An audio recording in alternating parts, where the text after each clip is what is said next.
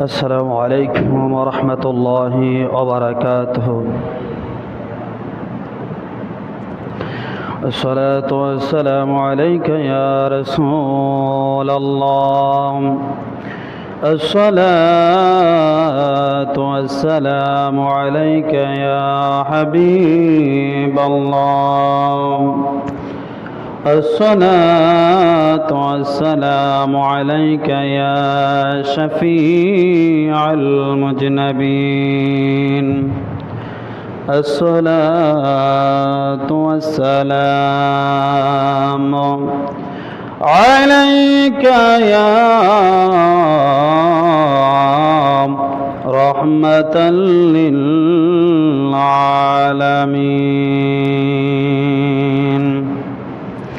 الحمد لله الذي جعل الشمس والقمر بحسبان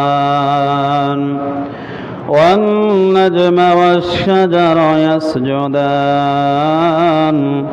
وفضل زمانا على زمان كما فضل مكانا على مكان وإنسانا على إنسان.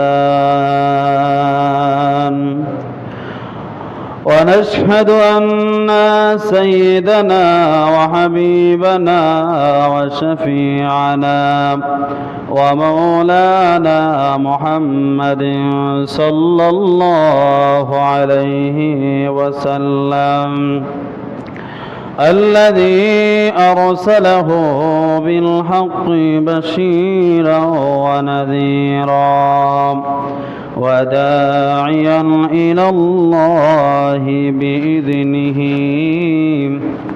وسراجا وقمرا منيرا. أما بعد فقد قال الله تعالى في كلامه المجيد وفي فرقانه الحميد. أعوذ بالله من الشيطان الرجيم. بسم الله الرحمن الرحيم.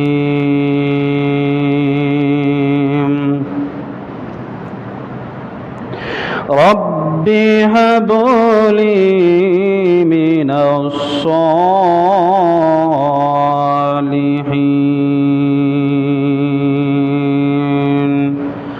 فبشرنا بغلام حليم.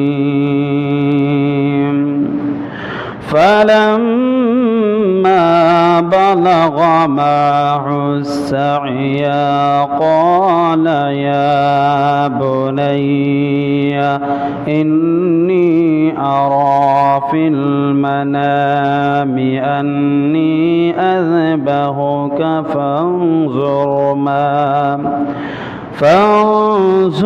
ماذا ترى. قال يا أبت افعل ما تؤمر ستجدوني إن شاء الله من الصابرين. صدق الله العظيم وصدق رسوله النبي الحبيب الكريم.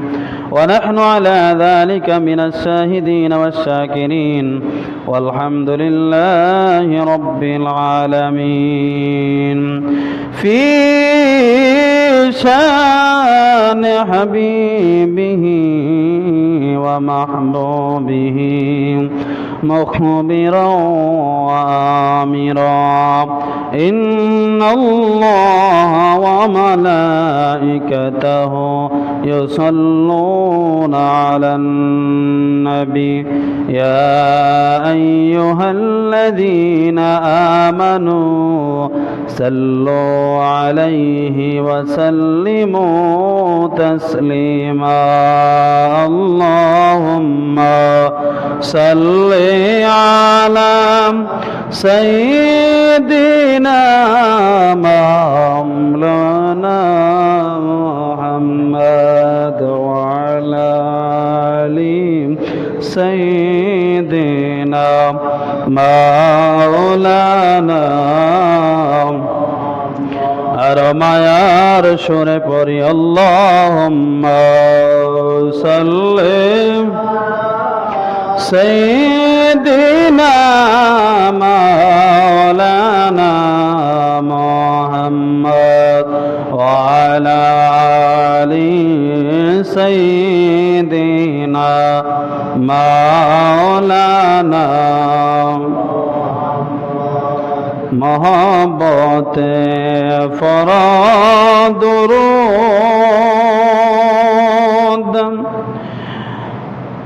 আমিন by বসিয়া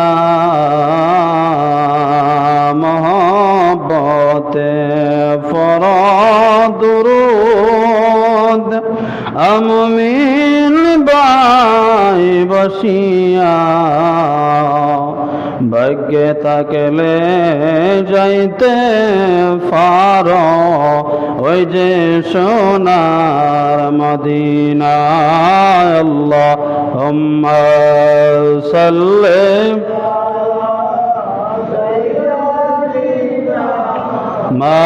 মাওলানা মুহাম্মদ ওয়া আলা আলি সাইয়্যিদিনা মাওলানা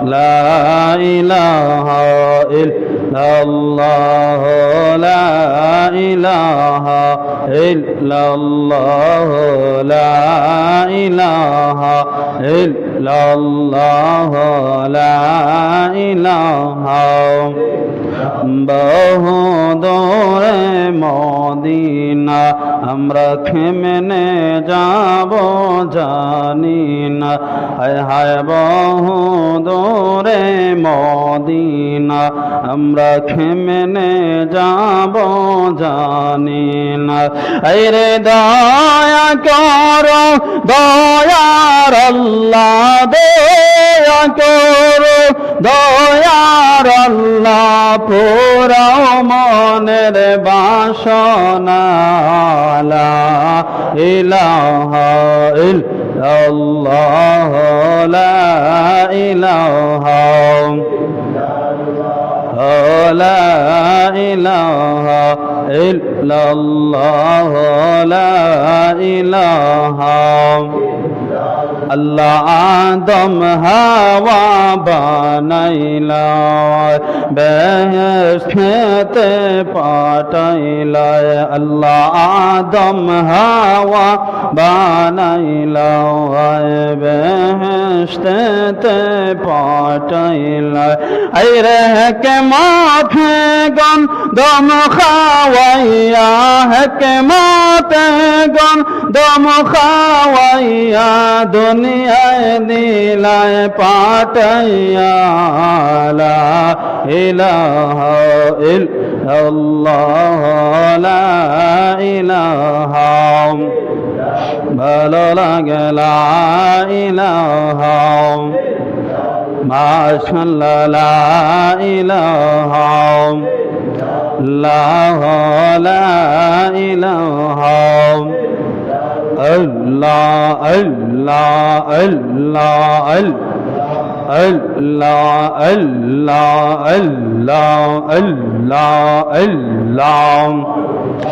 Allah Allah Allah Allah Allah Allah Allah ও পাক সুবহান কে পারব জিতে তোমার শান মারহাবা আল্লাহ আল্লাহ আল্লাহ আল্লাহ अल्लाह अल्लाह पाक सुबहान के पारे बो जीते तोमार शान मरहबा अल्लाह अल्लाह अल्लाह अल्लाह जिंदा के मारीते फारो जिंदा के मारीते फारो मारार परेও জীবন দান কে পারে বো জিতে তোমার শান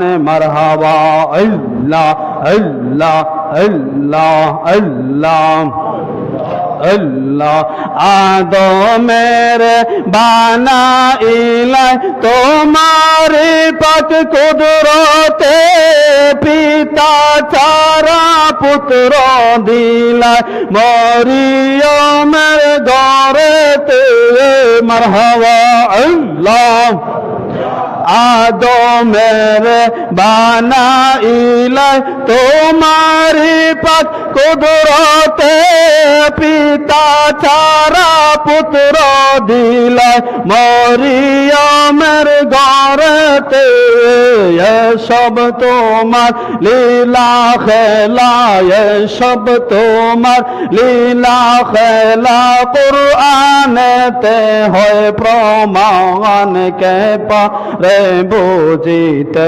তোমার শান ও পাক সুবহান কে পারে বুঝিতে তোমার শান মারহাবা আল্লাহ আল্লাহ আল্লাহ আল্লাহ আল্লাহ इब्राहिम के सपने देखो पुत्र कुर्बान करिते इस्माइल के बोलो आबर सबुर करे ताकीते मरहबा अल्लाह इब्राहिम के सपने देखो पुत्र कुर्बान करिते इस्माइल के बोलो आबर सबुर करे ताकीते सूरी के पे करो माना सूरी के पे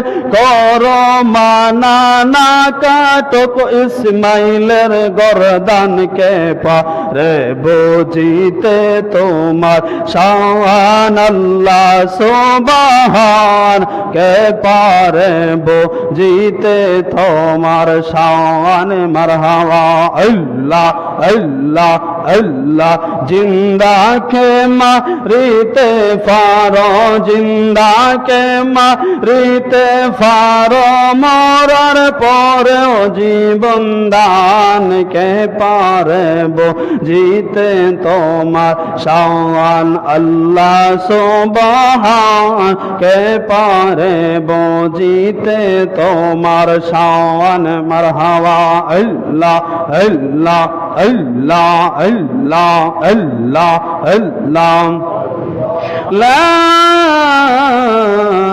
ইলাহা ইল্লাল্লাহু মুহাম্মাদুর রাসূলুল্লাহ সাল্লাল্লাহু আলাইহি ওয়াসাল্লাম আলহামদুলিল্লাহ সম্মানিত প্রিয় হাজিরিন মুসল্লিয়ান কারাম মুরব্বিয়ান আযম যুবক ভাইরা ছোট ছোট সোনামণিরা পবিত্র জুমাবার দিনে মহান আল্লাহ রাব্বুল আলামিন আপনি আমাকে অতি দয়া করে মায়া করে আল্লাহর ঘর মসজিদে আসার এবং বসার তৌফিকটুকু দান করেছেন সেই মহান মনিবের দরবার আমরা অন্তঃস্থল থেকে কালেমাতুশ শুকর আদায় করি সবাই বলে আলহামদুলিল্লাহ লক্ষ কোটি দুরূদ আর সালাত আর সালাম ওই নবী জিনরনি কদম মোবারকে যিনি হায়াতুন নবী জিন্দা নবী যিনি গায়বর খবর দেনেওয়ালা উম্মতদেরকে তরানেওয়ালা বাঁচানেওয়ালা সেই নবীর উম্মত হিসাবে আল্লাহ রাব্বুল আলামিন আপনি আমাকে কবুল করেছেন আবার আমরা খুশি হয়ে কালেমাতুশ শুকর আদায় করি মহব্বতে বলে আলহামদুলিল্লাহ সম্মানিত প্রিয় হাজিরিন মহান রব্বুল আলামিন ওনার বান্দাদেরকে অত্যন্ত বেশি ভালোবাসেন অত্যন্ত মহব্বত করেন আল্লাহ রাব্বুল আলামিন বলেন দুনিয়ার মানুষ তোমাদেরকে আমি আল্লাহ বড় মায়া করিয়া মহব্বত করিয়া এই জমিনের মধ্যে পাঠিয়েছি শুধু তাই নয় তোমাদেরকে উত্তম আকৃতি দিয়ে, সুন্দর আকৃতি দিয়ে আমি আল্লাহ বানিয়েছি। জোরে বলি সুবহানাল্লাহ। আল্লাহ বলেন, বান্দা তোমাদেরকে আমি আল্লাহ বড় বেশি ভালোবাসি, মহব্বত করি। আমি আল্লাহর 100 ভাগ মায়ার মধ্যে 99 ভাগ মায়া আমি আল্লাহর কাছে জমা রয়ে গেছে। 1 ভাগ মায়া আমি আল্লাহ জাররা জাররা করে তামাম দুনিয়াতে আমি আল্লাহ ফয়দা করে দিয়েছি। একটা মানুষ আর একটা মানুষকে ভালোবাসতে পারে, এটা স্বাভাবিক, কিন্তু তার চাইতে হাজার হাজার কোটি কোটি গুণ বেশি দয়া আর মায়া আমার আল্লাহর অপুরন্ত রয়ে গেছে। জুড়ে বলি সুবহানাল্লাহ। আল্লাহ বলেন, ওয়া ইলাহুকুম ইলাহু ওয়াহিদুন লা ইলাহা ইল্লা হুয়ার রাহমানুর রাহিম।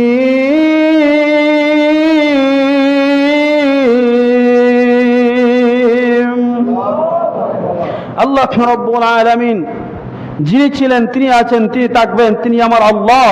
তিনার দয়ার মায়ার কোনো অভাব নাই। বান্দা যদি গুনাহ করে, অপরাধ করে সাগর পরিমাণ, আমার আল্লাহ বলেন, বান্দা আমি আল্লাহর দয়া মায়া দরিয়া পরিমাণ। জুড়ে বলি সুবহানাল্লাহ। বান্দার গুনাহ যদি হয় জমিন পরিমাণ, আল্লাহ বলেন, বান্দা আমি আল্লাহর দয়া মায়া আকাশ পরিমাণ। জুড়ে বলি সুবহানাল্লাহ। এজন্য আমার আল্লাহ রাব্বুল আলামিন যাকে বেশি ভালোবাসেন, যাকে বেশি পছন্দ করেন, তাকেই আল্লাহ তাআলা বিভিন্নভাবে পরীক্ষা করেন। জুড়ে বলি সুবহানাল্লাহ। আল্লাহ বলেন, আমার মুমিন বান্দাদেরকে, মুত্তাকিদেরকে আমি আল্লাহ যাকে বেশি ভালোবাসি তাকেই আমি আল্লাহ বেশি বেশি করে পরীক্ষা করি। দেখি আমার বান্দা আমার পরীক্ষার মধ্যে জয়লাভ করতে পারে কি পারে না। আল্লাহর মুহসিন বান্দাদেরকে আল্লাহ তাআলা বিভিন্নভাবে পরীক্ষা করেন। এর মধ্যে একজনকে আল্লাহর পয়গম্বর, একজন হযরতে ইব্রাহিম আলাইহিস সালাতু ওয়াস সালামকে আল্লাহ রাব্বুল আলামিন বিভিন্নভাবে পরীক্ষা করেছেন। কথা বলেন ঠিক কি না? যখন নমরুদের আগুনের মধ্যে ইব্রাহিম আলাইহিস সালাতু ওয়াস সালাম পড়ে গেলেন, পরে যাওয়ার পরে ইব্রাহিম নবী দুনিয়ার কাউকে বলেন নাই যে আমাকে বাঁচাও, আমাকে বাঁচাও। দেখেন রে বাবা, বিপদ পড়লে ভরসা কার উপরে রাখতে হয়। ইব্রাহিম নবী দুনিয়ার কাউকে বলেন নাই। জিব্রাইল আইসা বলে, ইয়া আল্লাহর পয়গম্বর ইব্রাহিম, আপনি তো নমরুদের আগুনের মধ্যে পড়ে গেছেন, আপনি যদি অনুমতি দেন তাহলে ওই আগুনটা আমি নিভাইয়া দেই। আল্লাহর পয়গম্বর হযরত ইব্রাহিম আলাইহিস সালাতু ওয়াস সালাম ডাক দিয়া বলে, জিব্রাইল আমি যে আগুনের মধ্যে পড়ে গেছি, নমরুদ যে আমাকে আগুনের মধ্যে ফেলে দিয়েছে, আমার আল্লাহ কি আমাকে দেখেন না? ছেড়ে বলুন না সুবহানাল্লাহ। তুমি আগুন নিপাইবে কেন? আমার আল্লাহ কি আমাকে দেখতেছেন না? আমাকে আগুনের মধ্যে নিক্ষেপ করে দিয়েছে। তাকাইয়া দেখেন আল্লাহর উপরে ভরসা কেমন রাখতে হবে, কেমন ভরসা হয় না। আল্লাহ তাআলা বান্দার উপরে খুশি হন। আবার আল্লাহ তাআলা ডাক দিয়া পবিত্র কালামুল্লাহ শরীফের মধ্যে ঘোষণা করে দিয়েছেন, কুলনা ইয়া নারু কুনি বারদাও ওয়া সালামান আলা ইব্রাহিম। জোরে বলি আল্লাহু আকবার। আল্লাহ রাব্বুল আলামিন কালামুল্লাহ শরীফের আয়াত নাযিল করে বুঝাইয়া দিয়েছেন, কুলনা ইয়া নারু কুনি বারদাও ওয়া সালামান আলা ইব্রাহিম।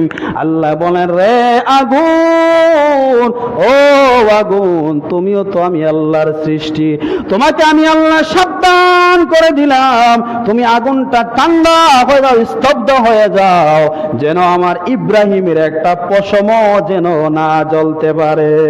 আল্লাহু আকবার। আল্লাহ তাআলা আগুনকে সাবধান করে দিলেন।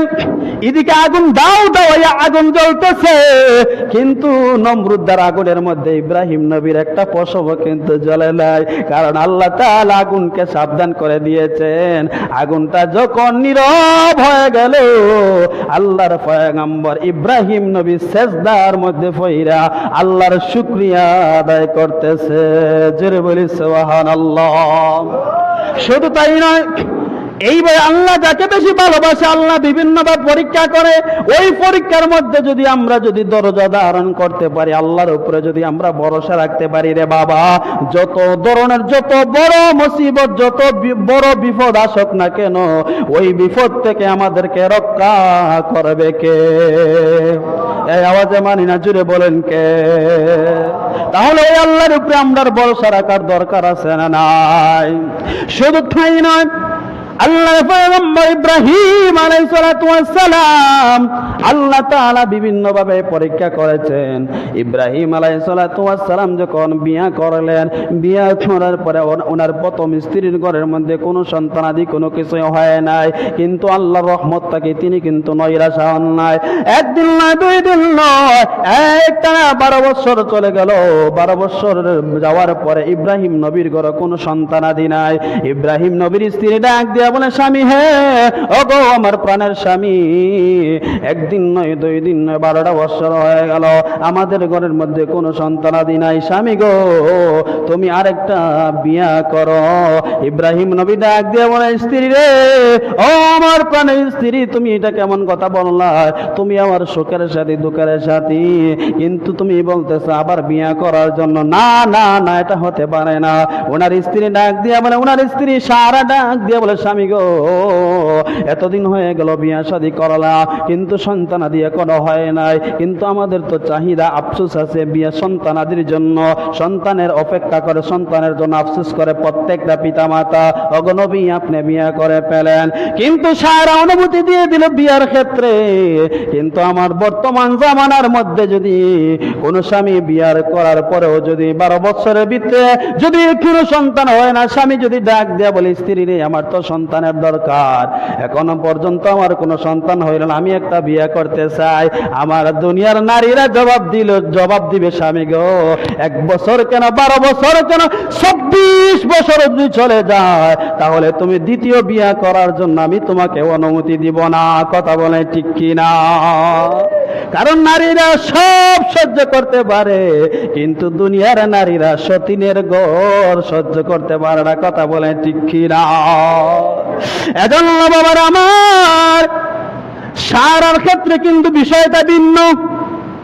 কারণ তাদের অন্তরের মধ্যে আল্লাহ পাকের রহমতের খনি, রহমত দিয়া ভরপুর করা। হযরতে সারা ডাক দিয়া বলল, স্বামী গো, আপনি আর একটা বিয়ে করে ফেলেন।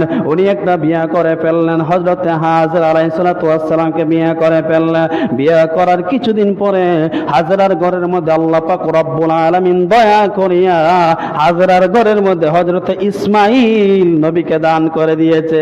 জোরে বলা যাবে কি সুবহানাল্লাহ? এতদিন পরে শেষ বয়স আল্লাহর পয়গম্বর, শেষ বয়স আল্লাহর পয়গম্বর একটা সন্তান পাইলেন, যার নাম হযরতে ইসমাঈল আলাইহিস সালাতু ওয়াস সালাম। বাবাও নবী, ছেলেও নবী। ছেলেটা যখন আস্তে আস্তে কিছু বড় হইতে লাগলো, আল্লাহ তাআলা ডাক দিয়ে বলে, ইব্রাহিম, ও ইব্রাহিম, তোমাকে আমি আল্লাহ সন্তান দান করলাম, কিন্তু তুমি ইব্রাহিমকে আমি আল্লাহ বলতে চাই। ওই যে দেখেন আল্লাহ কিভাবে আল্লাহর মুহসিন বান্দাদেরকে আল্লাহ তাআলা পরীক্ষা করে। আল্লাহ ডাক দিলেন, ইব্রাহিম, তোমার সন্তান, তোমার স্ত্রীকে লইয়া তুমি এমন একটা জায়গার মধ্যে চলে যাও, যেমন একটা জায়গার মধ্যে চলে যাও, জনবিহীন শূন্য জায়গার মধ্যে তুমি চলে যাও, যেই জায়গার মধ্যে কোনো গাছ বৃক্ষ তরলতা মানুষ বলতে কোনো কিছুই নাই, শুধু মরুভূমি আর মরুভূমি। ওই জায়গার মধ্যে তুমি চলে যাও, তার মানে হিজরত করার জন্য তুমি চলে যাও। আল্লাহর পয়গম্বর ইব্রাহিম আলাইহিস সালাতু ওয়াস সালাম ওনার সন্তান স্ত্রীদেরকে লইয়া বনবাসের মধ্যে চলে গেলেন, এমন একটা জায়গার মধ্যে চলে গেলেন যে এই জায়গার মধ্যে মানুষ বলতে কোনো কিছুই নাই, গাছ বৃক্ষ তরলতা কোনো কিছুই নাই, সাথে কোনো খাবারও নাই, তেমন খাবার নাই, অল্প কিছু খাবার, অল্প কিছু পানি নিয়ে ওই জায়গার মধ্যে শুধু মরুভূমির বালু আর বালু ওই জায়গার মধ্যে চলে গেলেন। যার পরে ইব্রাহিম ডাক দিয়া বললেন, রে আমার স্ত্রী হাজরা, ও হাজরা গো, তুমি তোমার সন্তান নিয়ে এই মরুভূমির জায়গার মধ্যে তুমি থাকো, আমি তোমাদেরকে এই জায়গার মধ্যে রাইখা তুমি চলে যায়। হাজরা ডাক দিয়া বলে, স্বামী গো, ও স্বামী, আমাকে এই জায়গার মধ্যে আপনি রেখে চলে যাইতেছেন, কোথায় যাইতেছেন আমি সেটা জানতে চাই না, শুধু আমি জানতে চাই আপনাদের আমাকে এই জায়গার মধ্যে জনমানব শূন্যহীন জায়গার মধ্যে রেখে যাইতেছ, আপনি কি আপনার সিদ্ধান্ত একা সিদ্ধান্ত চলে যাইতেছেন নাকি আমার আল্লাহর সিদ্ধান্তে চলে যাইতেছেন? ইব্রাহিম নবী ডাক দিয়ে বলে, রে হাজেরা, ওয়াল্লাহি তাল্লাহি বিল্লাহ, আমি আমার একা সিদ্ধান্ত চলে যাই না, তুমি এবং তোমার সন্তানকে এই জায়গার মধ্যে রেখে যাওয়ার জন্য আমার আল্লাহ আমাকে আদেশ করেছেন। জোরে বলি সুবহানাল্লাহ। এত বছর পরে বৃদ্ধ বয়সী ইব্রাহিম নবী একটা সন্তান পাইলেন, এবং সন্তানকে আর স্ত্রীকে জনমানব শূন্য জায়গার মধ্যে, মরুভূমি আর মরুভূমি, গাছবৃক্ষ তরলতা কোনো কিছুই নাই, ওই জায়গার মধ্যে একা একা রেখে চলে যাইতেছেন। আপনি আমার পক্ষে কি এটা কি সম্ভব? জোরে বলেন সম্ভব না, এটা কখনো সম্ভব হবে না। দেখেন আল্লাহ তাআলার পরীক্ষা কেমন ভাবে, আর আল্লাহর পয়গম্বররা আল্লাহর পরীক্ষার মধ্যে কিভাবে তারা পাস করে। হযরত হাজর আলাইহিস সালাম ডাকিয়ে বললে, স্বামী গো, ও স্বামী, আপনি চলে যাইতেছেন, তাহলে ঠিক আছে আপনি চলে যান। ইব্রাহিম নবী হাজরা আর ইসমাইলকে ওই জায়গার মধ্যে মরুভূমির মধ্যে রেখে চলে গেলেন। যাওয়ার পরে কিছুদিন যাওয়ার পরে হযরত হাজরার বুকের দুধ শুকাইয়া গিয়েছে, পানি যে ফাসাতের মধ্যে যে পানি ছিল ওই পানিগুলো শেষ হয়ে গেছে, যা কিছু খাবার ছিল ওই খাবারটা পর্যন্ত শেষ হয়ে গেছে, ওনার স্তনের দুধ শেষ হয়ে গেছে। ইসমাইল ছোট বাচ্চা কান্নাকাটি করতেছে দুধ খাওয়ার জন্য, কিন্তু ওনার স্তনের মধ্যে কোনো দুধ নাই। এখন কি করা যায়, কি করা যায়? হাজরা আল্লাহর কাছে কান্নাকাটি করতেছে। হঠাৎ হাজরা তাকাইয়া দেখতেছে একটা পাহাড়ের মধ্যে ঝরনার মতো যেন বৃষ্টির পানি যেন অতিবাহিত হইতেছে। হাজরা দৌড়াইয়া ওই পাহাড়ের মধ্যে চলে গেল। যাওয়ার পরে তাকাইয়া দেখতেছে গো, এটা পানি না, এটা রৌদ্রের কারণে ওই পাহাড়ের বালু গুলা চিকচিক চিকচিক করতেছে। জোরে বলি সুবহানাল্লাহ। হযরত হাজর আলাইহিস সালাম আল্লাহর কাছে ডাক দিয়ে, আল্লাহ গো, এটা কি ব্যাপার বুঝলাম না, আমি পানি দেইকা চলে আসলাম, এখন তো দেখতেছি পানি না। আবার পিছন দিক দিয়ে তাকাইয়া দেখতেছেন আরেকটা পাহাড়ের মধ্যে ঝরনার মতো পানি জমিনের মধ্যে অতিবাহিত হইতাছে। হাজরা দৌড়াইয়া ওই পাহাড়ের মধ্যে চলে গেলেন। দৌড়াইয়া চলে যাওয়ার পরে যাইয়া দেখতেন এটাও কিন্তু পানি না, রৌদ্রের কারণে মরুভূমির পাহাড়ের বালু গুলা চিকচিক চিকচিক করতেছে। জোরে বলি আল্লাহু আকবার। ওই পাহাড়ের নাম ছিল সাফা, আর দ্বিতীয় পাহাড়ের নাম ছিল মাররা। এটার ব্যাপারে আল্লাহ তাআলা কোরআনুল কারীমের মধ্যে বলে দিয়েছেন, ইন্নাস সাফা ওয়াল মারওয়াতা মিন শাআইরিল্লাহ।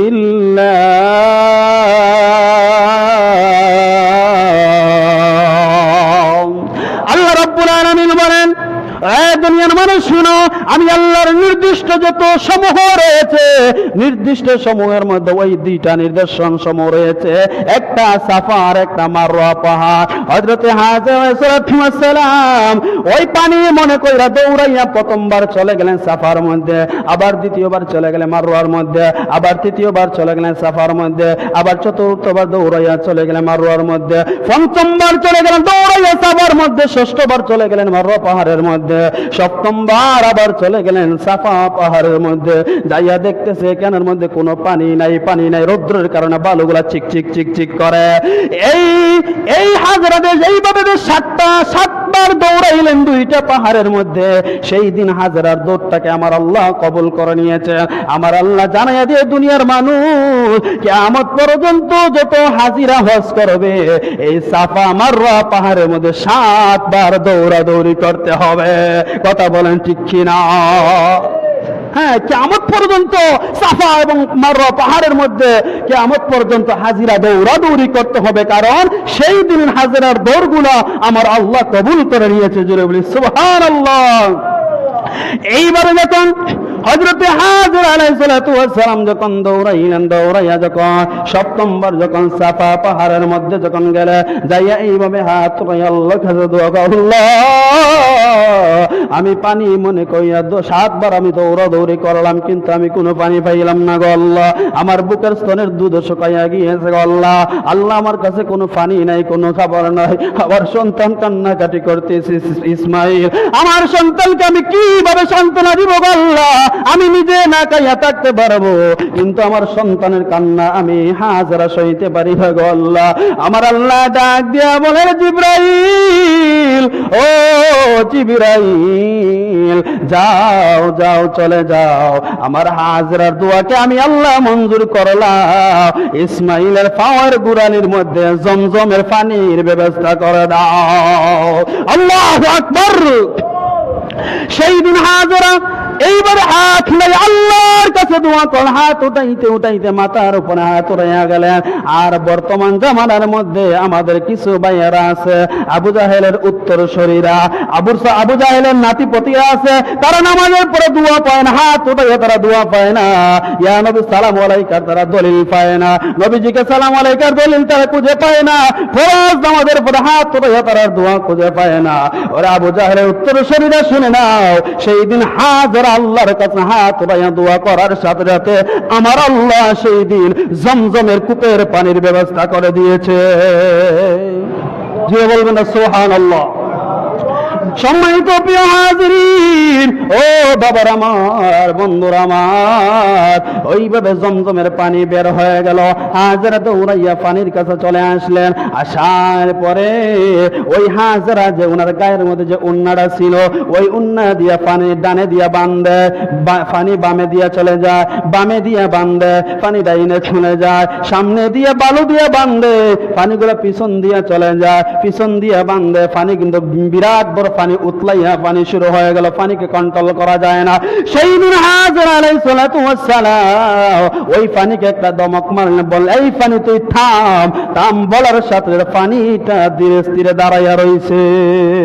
সুবহানাল্লাহ। আমার নবী বলেন, সেই দিন যদি হাজরা পানিকে থাম না বলতেন, তাহলে কিসের আটলান্টিক মহাসাগর, কিসের পদ্মা সেতু, কিসের বড় বড় বড় বড় নদী নালা খাল বিল, সেই দিন জমজমের পানি দিয়ে আমার আল্লাহ তামাম দুনিয়াটাকে পানি দিয়ে বাসাইয়া দিতে। জোরে বলি সুবহানাল্লাহ। এজন্য বাবার আমার, বন্ধুরা আমার, আমি সংক্ষিপ্ত করে বলে দিতে রে বাবা, সময় সংক্ষিপ্ত।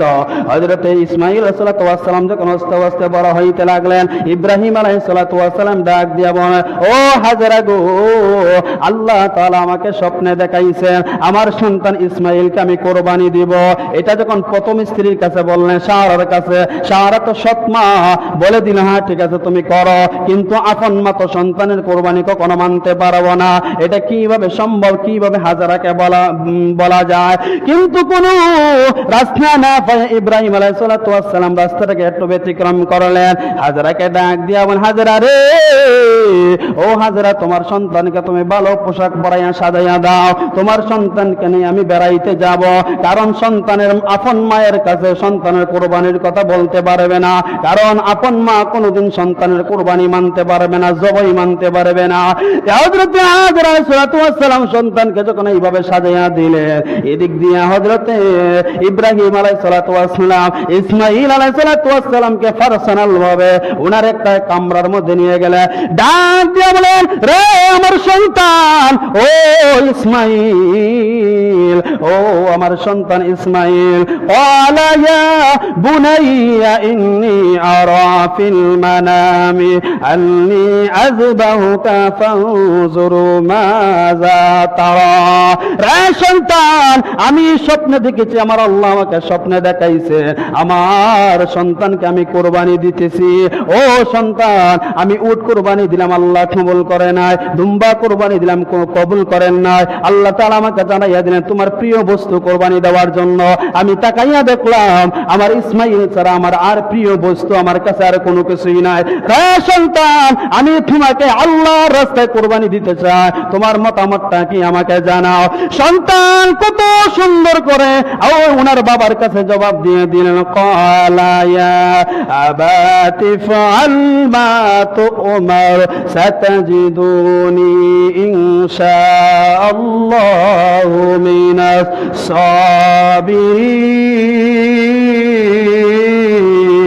সাবিরিন। আল্লাহু আকবার। হযরত ইসমাঈল আলাইহিস সালাতু ওয়াস সালাম ডাক দিয়ে বলেন, বাবা গো, আপনি দেখেছেন আমাকে আল্লাহর রাস্তায় কুরবানি দিতেছেন, আপনি কোনো টেনশন করবেন না, আপনার কুরবানিকে আপনি বাস্তবায়ন করেন, আমি কোনো দ্বিমত করব না, আমাকে ধৈর্যশীলদের অন্তর্ভুক্ত আমাকে পাবেন। জোরে বলি সুবহানাল্লাহ।